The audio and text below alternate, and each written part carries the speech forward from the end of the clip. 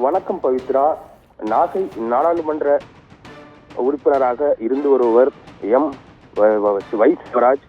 இவர் 1957ஆம் ஆண்டு கப்பலுடையான் பகுதியில் பிறந்தவர்.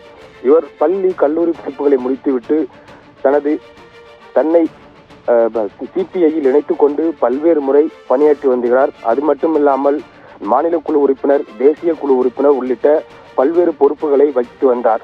மேலும் நாகை நாடாளுமன்ற உறுப்பினராக தேர்ந்தெடுக்கப்பட்டு தற்போது நாடாளுமன்ற உறுப்பினராக இருந்து வருகிறார்.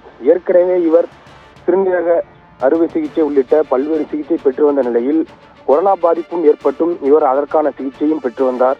மேலும் தற்போது உடல்நிலை அவருக்கு சரியில்லாமலே இருந்து வந்த காரணத்தினால் தனியார் மருத்துவமனையில் அனுமதிக்கப்பட்டு சிகிச்சை பெற்று வந்த நிலையில் தற்போது செல்வராஜ் உயிரிழந்த சம்பவம் அப்பகுதியில் பெரும் சோகத்தை ஏற்படுத்தியுள்ளது. குறிப்பாக தனது சிறு வயது முதலே பல்வேறு போராட்டங்களில் கலந்து கொண்டு விவசாய தொழிலாளர்களுக்காகவும் பொதுமக்களுக்காகவும் போராடி வந்தார். தற்போது அவர் உயிரிழந்த சம்பவம் அப்பகுதியில் பெரும் சோகத்தை ஏற்படுத்தியுள்ளது. பவித்ரா.